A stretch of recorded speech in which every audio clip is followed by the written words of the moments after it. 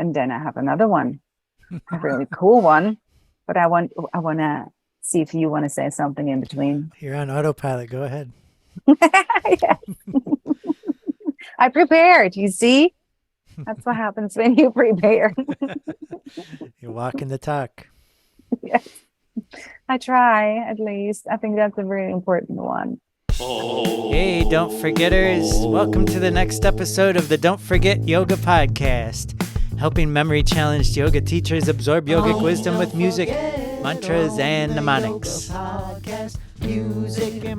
First, I just want to say sorry I've been away for a bit. I've had some blessings come through from my photography business, and I had to take advantage of them in a timely manner. And it was kind of overwhelming, but I've been consolidating a lot of my portfolios from over the years. And since yoga photography is one of my offerings, one of my main ones for a lot of that time, I've been looking at lots of my yoga photographs and remembering all of these amazing yogis that have passed by my camera lens over the years. And I was realizing I've also photographed all of the guests that we've featured on this show so far. And that's not a requirement to be a guest, but it's a result of me starting this podcast with episodes featuring my 2011 Jivamukti Yoga Teacher Training friends and fellow teachers and teachers of the teachers. And I've had a chance to photograph all of them through the years, and I'm going to be putting some of those photos on our Don't Forget Yoga Instagram profile, which is at Don't Forget Yoga. Today's guest is another one of my fellow Jivamukti Yoga teacher trainees, but she's not teaching much Jivamukti Yoga these days. Instead, she lives in Bali, and she teaches aerial yoga, and she has a successful coaching business. Sounds like a really fun life to me, but I'm going to let her introduce herself.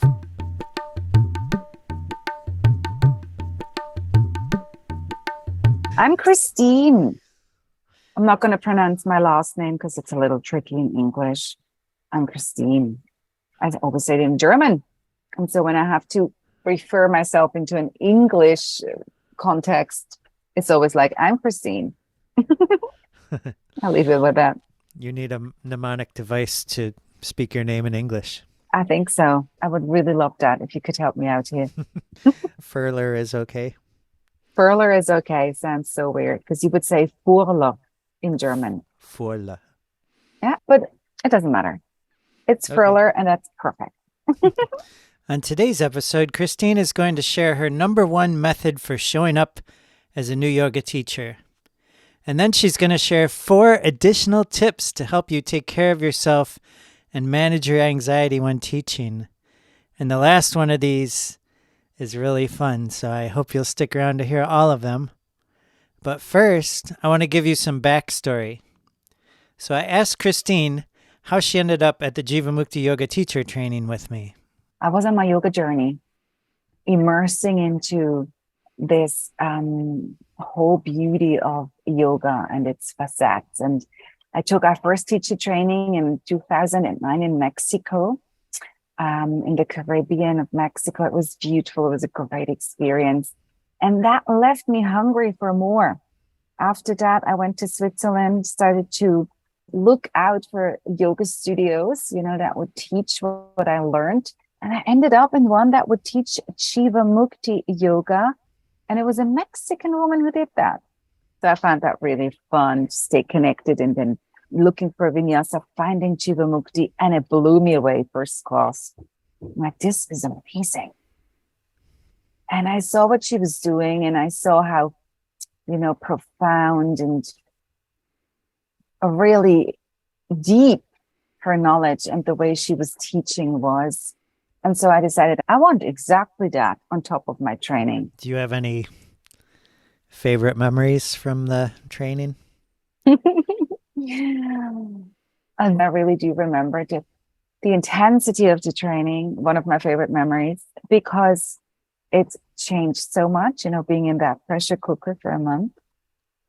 And I do remember our initiation night really fondly, singing the mantra, getting the malas, sitting in that auspicious mood, vibe of that night. That was so amazing. I've never had an experience like that ever again after. It's beautiful. The initiation night that Christine is mentioning was towards the end of our training. We went into a candlelit room wearing our white satsang clothing, and we formed a circle, and the Jivamukti founders Sharon Gannon and David Life came around to all of us, all 100 plus students, one at a time, whispering the mantra in our ear. And it was the same mantra for everyone. And once we all got it, we chanted it together. It was a simple mantra, and it was one of the old and well-known ones from the Hindu tradition.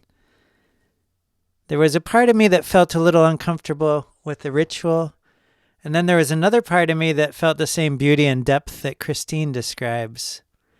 And that's a real reflection of my own spiritual journey. I'm always part skeptic, part mystic. After our teacher training in 2011, Christine gradually transitioned from working and living in Central America to teaching at yoga studios in Europe. And she decided to spend some time traveling in Asia. And when she landed in Bali, she immediately fell in love with it. I made Bali my first real thing, traveling Asia.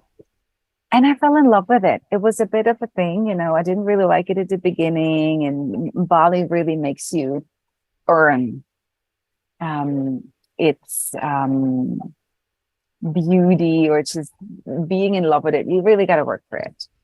I realized that time and again. And so I kind of fell in love with it and started to find my tribe here in terms of yoga. I was then already interested in the aerial field. So that was a new hobby that I started to pick up around maybe 8 years ago. And then I realized that there is aerial yoga you can teach. And I found this amazing teacher in Bali. And so that's what kept me coming back. And so I knew Bali is going to be something I want to stay on a long term at some point. I started to create retreats that were connected to Bali. And I was really in the middle of building up an Asia thing. And then the pandemic made me back up for a little bit. Christine was sustaining herself in Bali, teaching aerial yoga before the pandemic. But when the pandemic came, everything came to an end with group classes. So she pivoted back to one of her existing talents and started to work more as a personal coach. I did work as a personal assistant for business owners or CEOs or just company founders and stuff. I did that before I went into yoga, and I continued to do that simply because I like diversifying my things that I do. And my jobs that I'm connected to just keeps me a bit on my feet, being connected to different realities. And so I kept doing that on a contract basis. So I would still work with these type of people, organizing them, supporting them, consulting them. And this also gave me a good base of income that I could go back to when I needed it, or when I was in the mood for, or if I just wanted to have a break from teaching, because teaching, is also like, it can exhaust you. I need downtime from that. The coaching business has blown up since the pandemic, in case you haven't noticed. And it's been fascinating to watch. So I asked Christine how she views the popularity of coaching and if it is sustainable for so many people to be coaches these days. The coaching business blew up through the pandemic because people were looking for a possibility to still offer something. Others just saw their chance to sell their trainings, their coaching trainings. I find it is comparable to the yoga scene that blew up at some point, and everyone became a yoga teacher. So now everyone becomes a coach. And maybe that's a good one because you have carpenter experience yourself. I find that a really good example. It's with every profession. You do have many who do the same thing. So you have a Right. lot of carpenters, you have a lot of doctors, you have a lot of gardeners, you have a lot of whatnot. There are there in quantities beyond your imagination. And it really depends on how good you are, how serious you take your job, how much experience you have, and how much you think that what you're doing is a genuine service to people. And there you go. Some are more and some are less successful.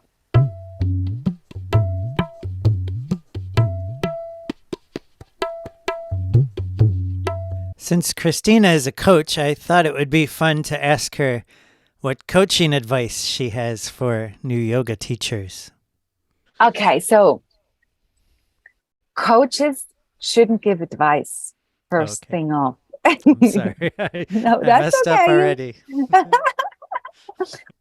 Christine is now going to reveal her non-coaching advice for new yoga teachers, which includes 1 method and 4 short tips for success.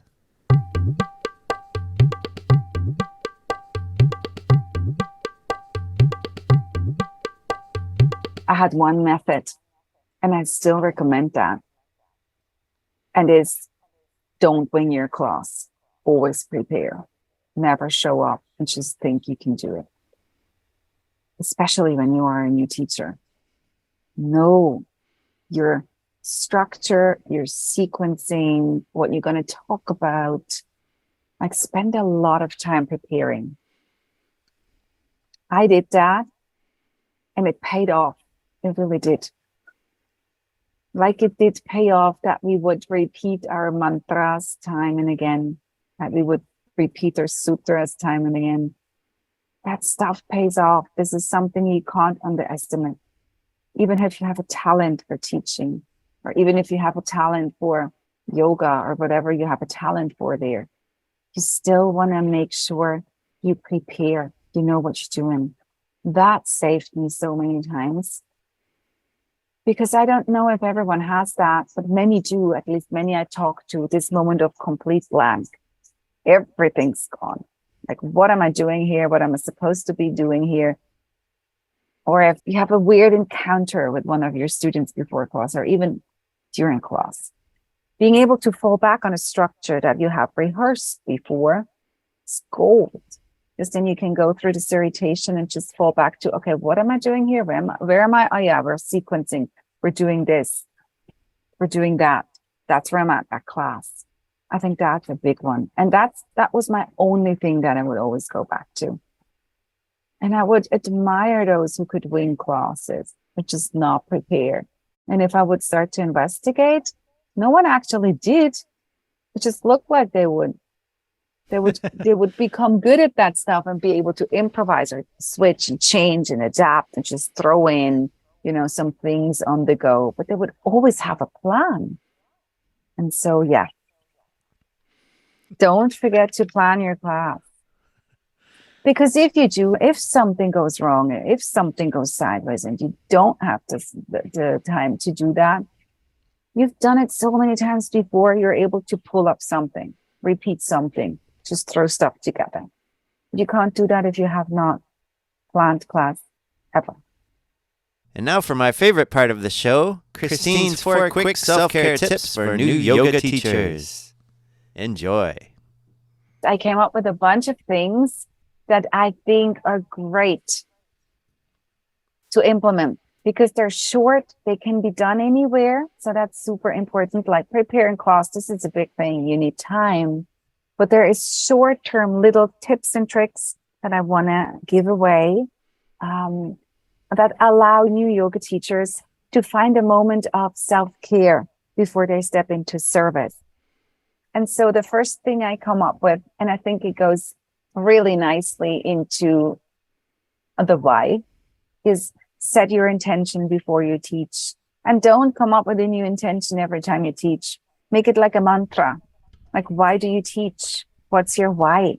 Get back to that. And it's certainly not being on a, on a performer's seat.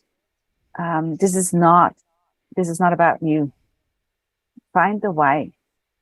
and then bring it back in before you step out on stage. It is a stage. I mean, this is very clear. You're the teacher, you're facilitating this thing, you're the entertainer, so to speak. But it's not about you. People come for what you teach, the service that you provide, not for you.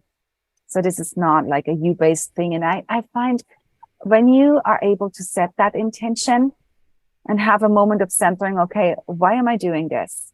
And whatever that is for you, it takes you out of that pressure of having to perform.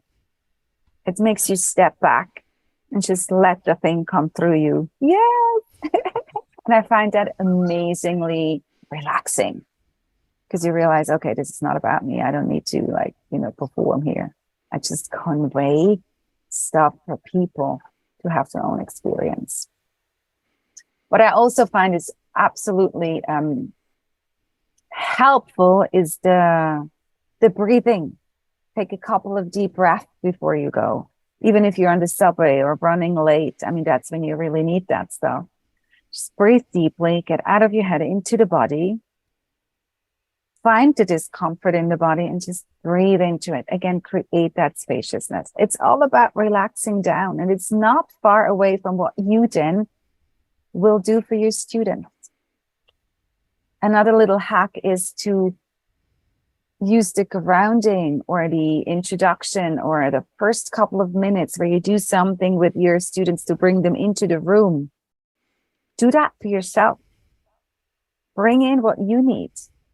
Breathe with your students, meditate with your students, ground with your students, put them into, a child's pose, because you need it.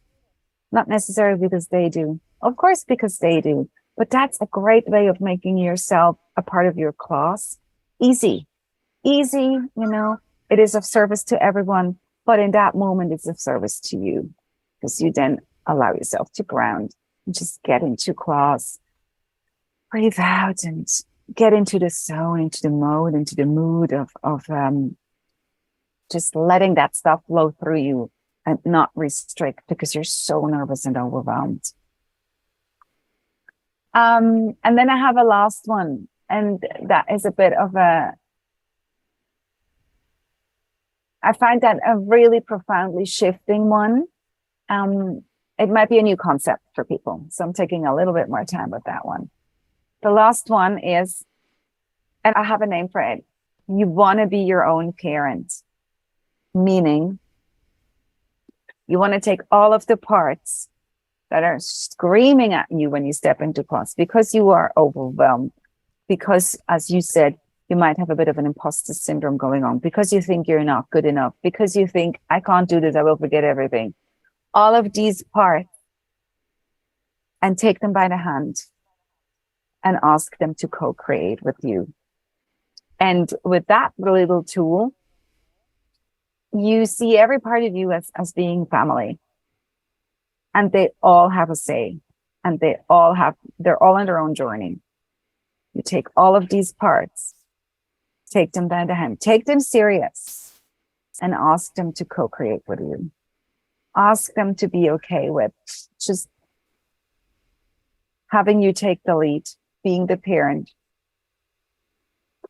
and promise them that they'll be safe, that you won't push them away. They're welcome here. They're welcome to come on the ride. So everyone is included. And that sounds a bit counterintuitive, because normally you want those parts to go away and not be present, especially not the imposter or the one that is completely overwhelmed and tends to forget things. But I promise you that if you take those in and make them a part of it, they will not bother you as much. They will be seen. They will feel comfortable and safe. So be your own parent. Take all of your parts at hand and take them with you. Allow them to be part, because they're only screaming at you eventually, because you don't want them to be there. That's why they're very loud.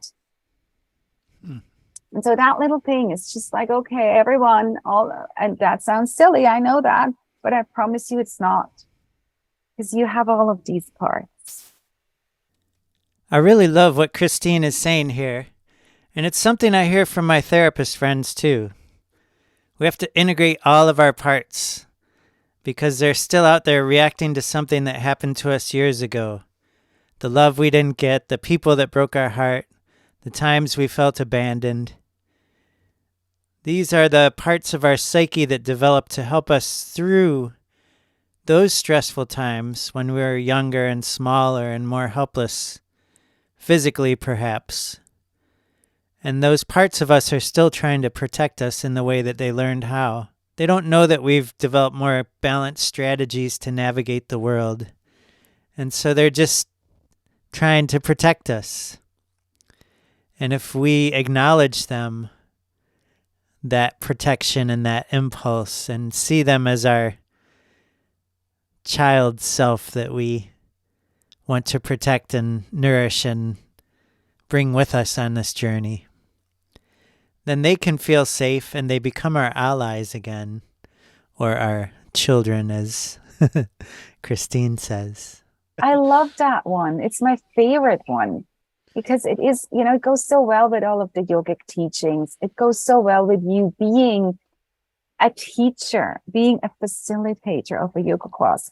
You step in the role of a parent in a way. You lead people. And how can you lead people if you don't know how to be a leader or a parent or a caretaker for yourself?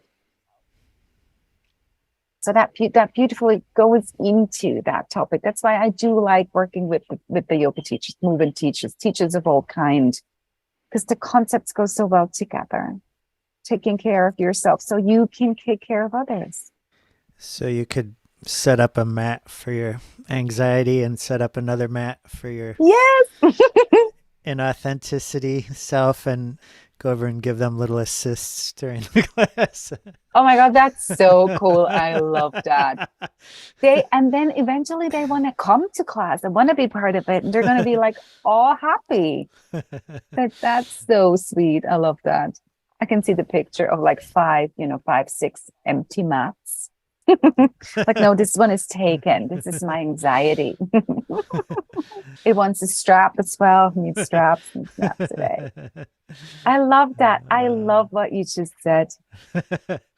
Because you can become creative with that. There's no limit to creativity. As long as you stay loving and inclusive, do whatever you need to get in touch with that.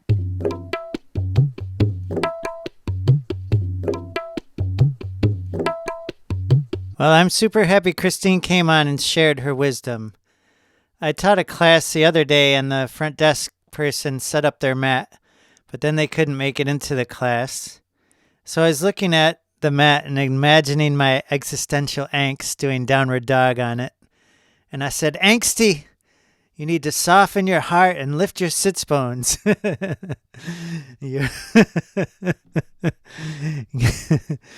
Well, Christine Furler is a transformational coach, facilitator, mentor, and she's an aerial yoga flow teacher.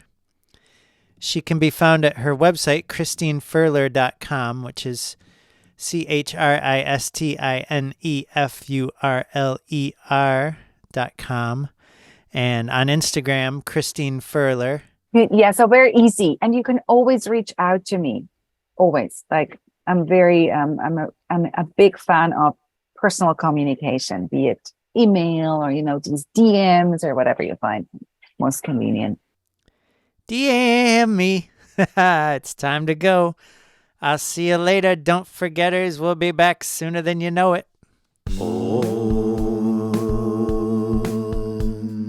Thanks for listening to the Don't Forget Yoga podcast. Your time and attention is deeply appreciated. Very deeply. If you like the show, please tell your yoga teacher friends about it or leave us a review. If you have a yoga mnemonic to share or anything else you want to talk about, I love to hear from you. Leave a voicemail at don'tforgetyoga.com right now during this guitar solo. Our listeners are the best.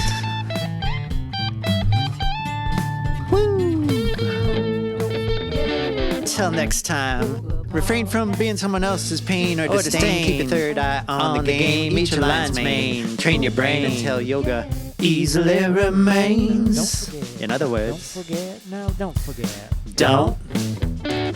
forget it. Mnemonics.